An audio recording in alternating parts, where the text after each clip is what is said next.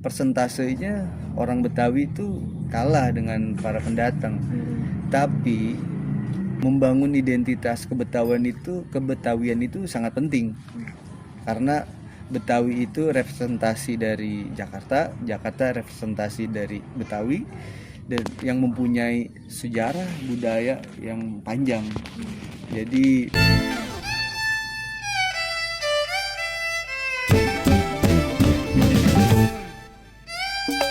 Oke, Assalamualaikum warahmatullahi wabarakatuh. Selamat pagi teman-teman semua. Kita hari ini sudah bersama dengan Abang. Boleh berkenalan diri dulu. perkenalkan, nama saya Sofwan Amin. Saat ini saya berprofesi sebagai asisten dosen di Institut Kesenian Jakarta, sekaligus menjadi konten kreator. Ya, hampir 2 tahun inilah menjadi konten kreator. Dan selain jadi konten kreator pun saya juga tentunya bersinergi dengan para akademisi juga praktisi untuk mengkaji budaya dan melestarikan budaya di era digital seperti sekarang. Kayak gitu. Kalau boleh tahu sebelumnya, jadi konten kreator itu seru nggak sih Bang? Wah, seru ya. Jadi kita bisa mengeksplor.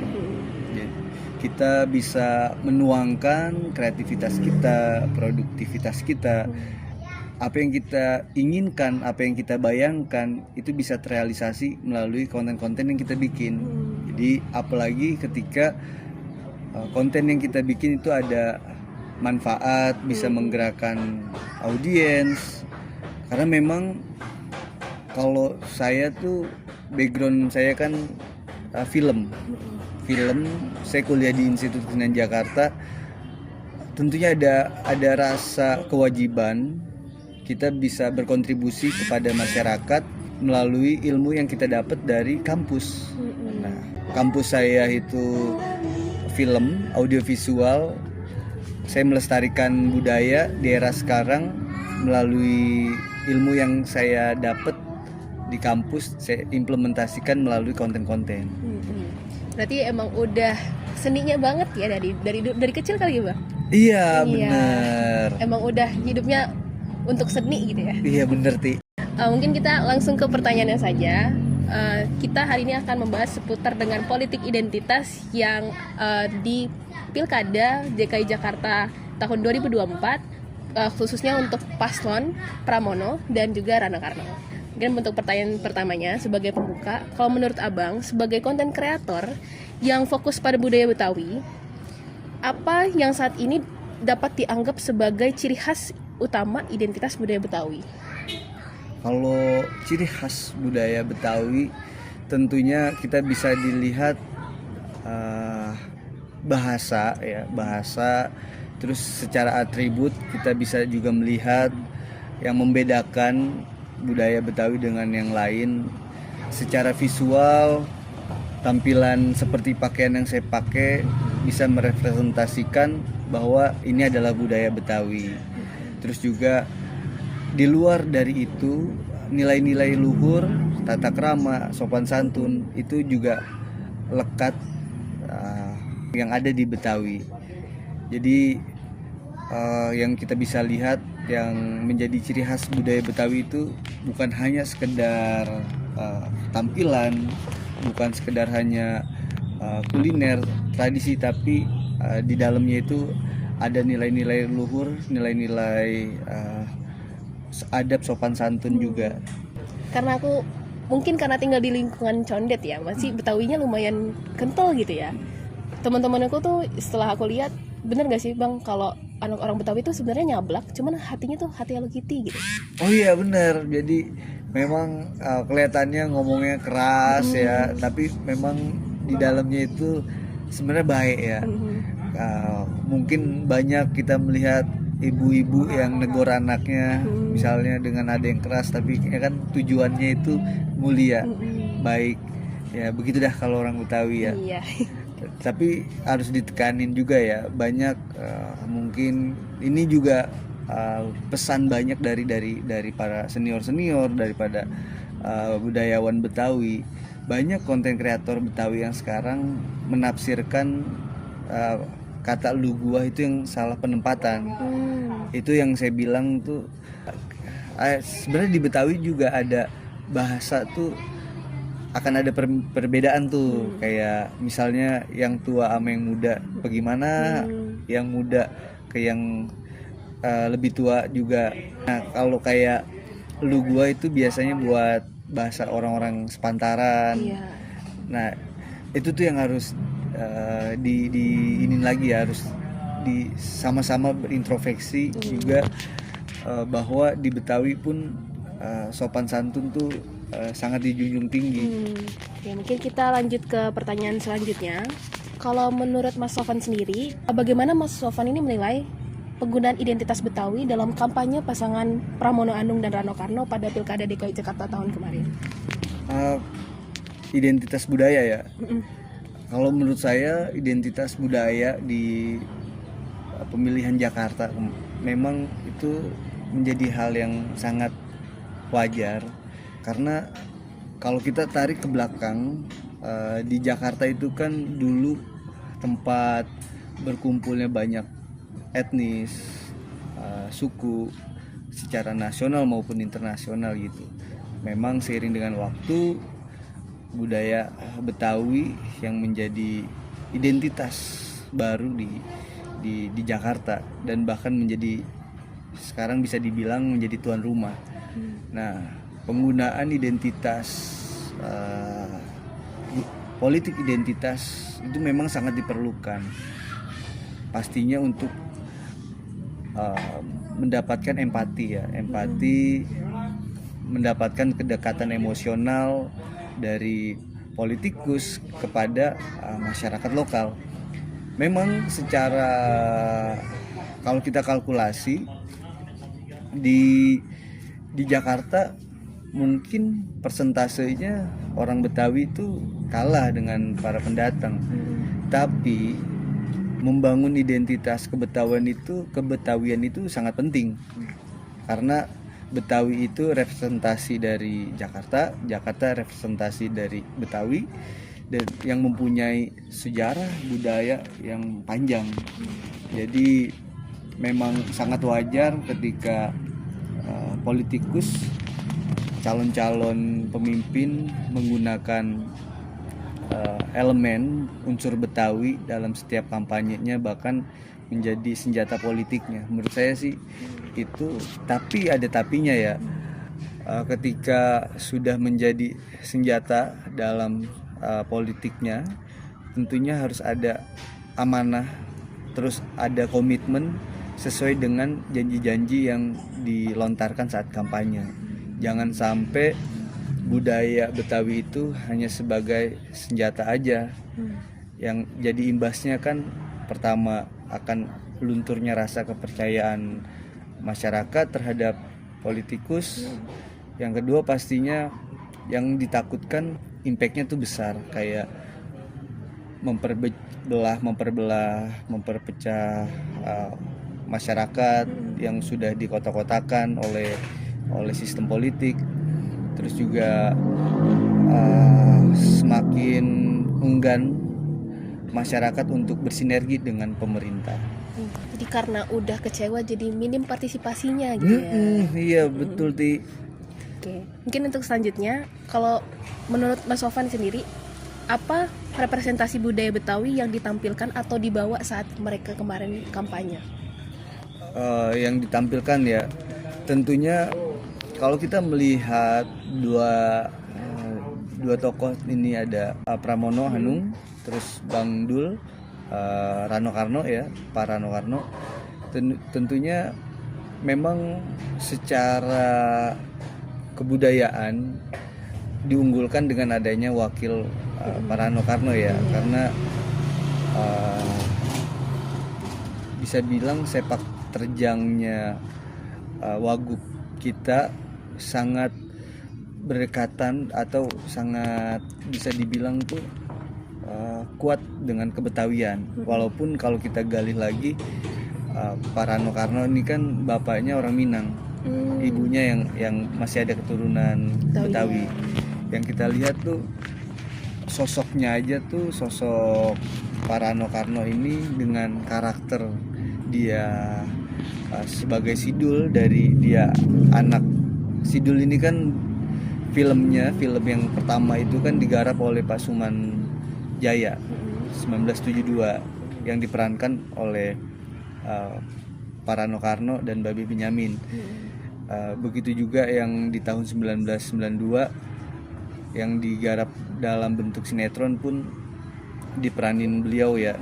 Nah, itu memperkuat representasi kebetawian dalam politiknya ini. Makanya sosok karakter Sidul yang dimana sebagai anak Betawi yang survive dalam kehidupannya, dia coba implementasikan juga dalam proses politiknya berkampanye. Nah, itu menurut saya itu semakin memperkuat, memperdekat juga rasa emosional masyarakat terhadap sosok Wagub kita.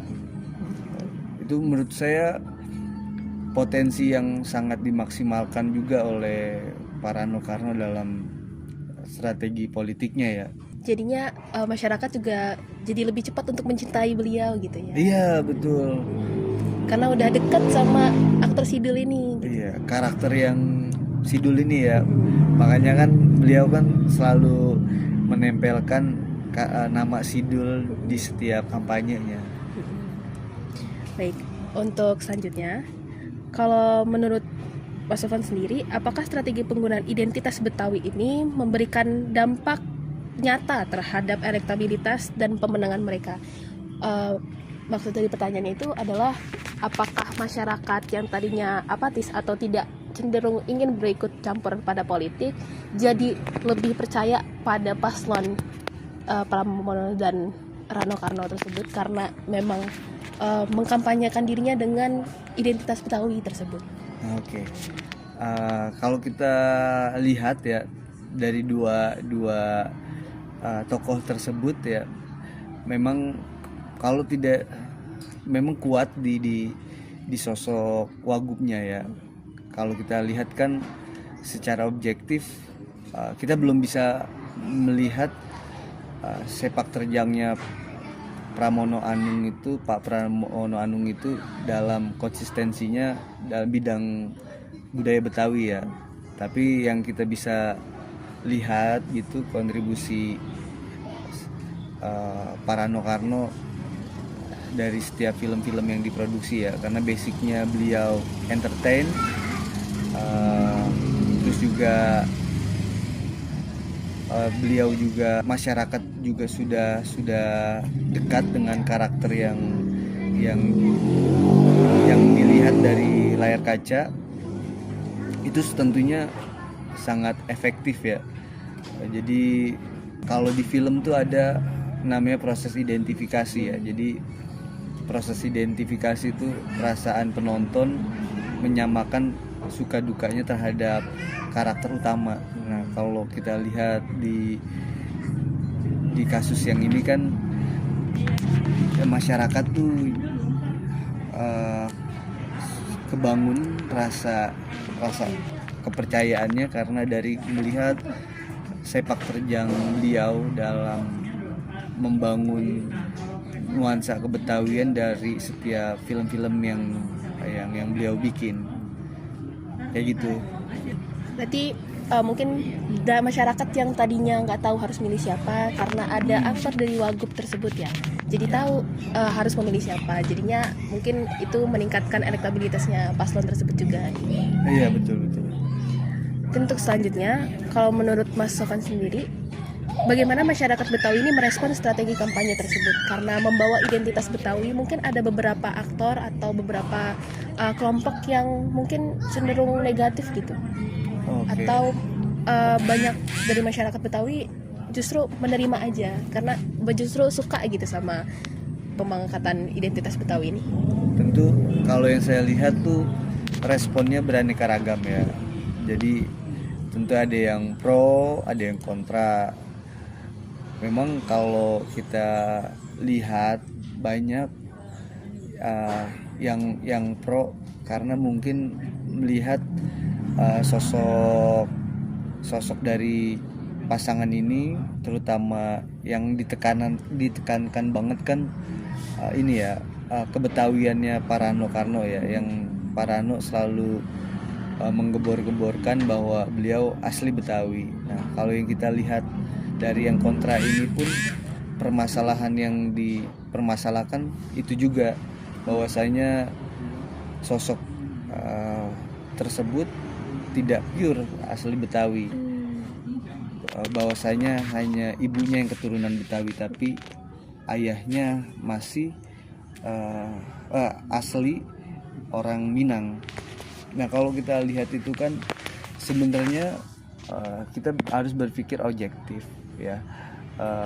Siapapun, kalau saya pribadi ya gitu ya, siapapun pemimpin kita, maupun dia backgroundnya bukan orang Jakarta, bukan orang Betawi, bukan misalkan dia hanya keturunan, yang paling penting menurut saya amanah dan komitmennya dalam mendukung pelestarian budaya Betawi.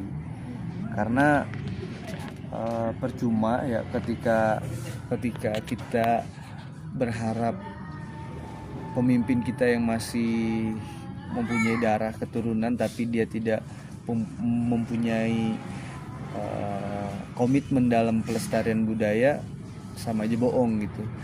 Dan yang paling penting, kita harus melihat program-program ke depan, karena kan mungkin belum genap setahun ya. Belum genap setahun pasangan ini membangun ibu kota, membangun kota Jakarta. Saya berharap program-program dari dan janji-janji kampanye itu bisa terrealisasi dengan baik.